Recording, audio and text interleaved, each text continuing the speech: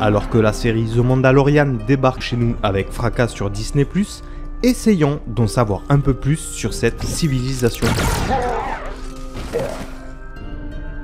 Quelqu'un d'autre ?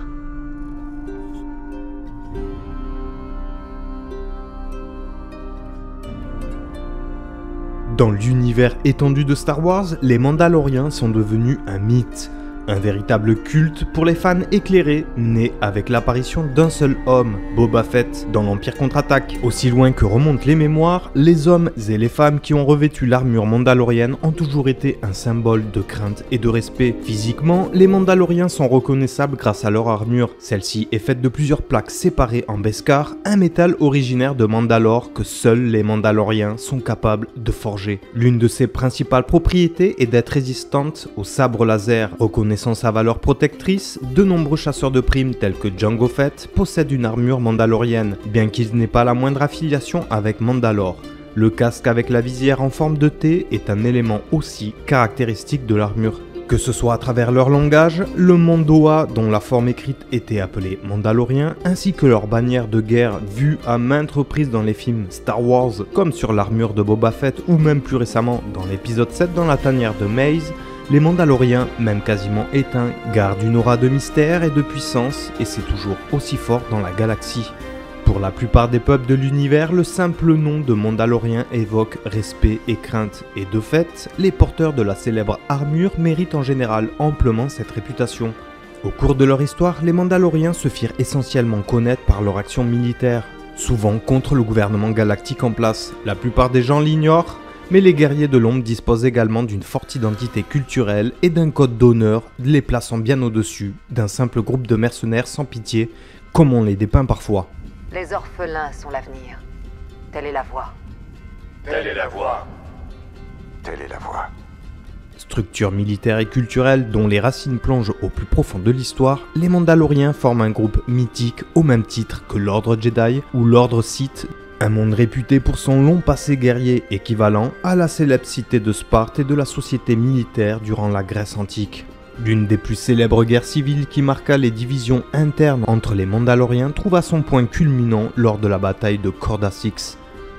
Un premier clan de Mandaloriens, plus pacifiste, prônait alors le fait d'agir et de se battre honorablement, tandis que leur adversaire, la Death Watch, appelait à revenir aux racines sauvages de leur peuple, autrefois parsemé de brigands et de pirates. Un conflit qui n'est pas anodin dans l'histoire mandalorienne puisqu'il mit notamment en avant un guerrier bien connu de Star Wars en la personne de Jango Fett.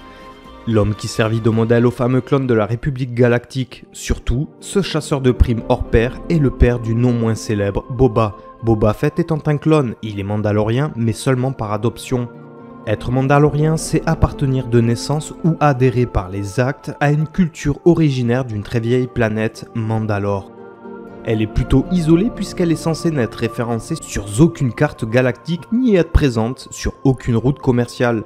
Mais on y trouve toute une civilisation mandalorienne avec une culture propre, un mode de vie, des mythes et même un langage, le Mandoa. Les conflits internes n'empêchent donc pas ces redoutables habitants de venir jouer les troubles faits dans de nombreux conflits extérieurs et de venir bouleverser l'ordre géopolitique, y compris en s'alliant à Palpatine.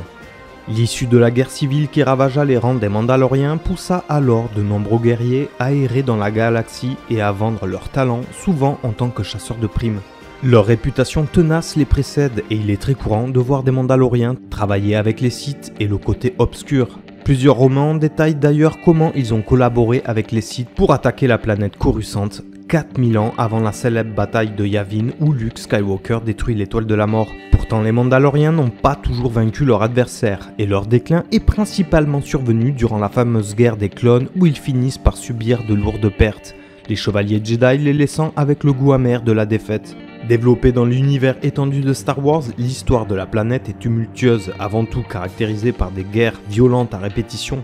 D'ailleurs, les commandos mandaloriens n'hésiteront pas à s'en prendre à l'ordre Jedi pendant la chute de l'Ancienne République. Ceci dit, il serait simpliste de détruire la culture mandalorienne à des guerriers sans foi ni loi. Au contraire, ils obéissent à de nombreux codes et comme dans toute culture, différents courants s'opposent. Durant la guerre des clones et après une terrible guerre civile, le groupe des Néo-Mandaloriens est apparu.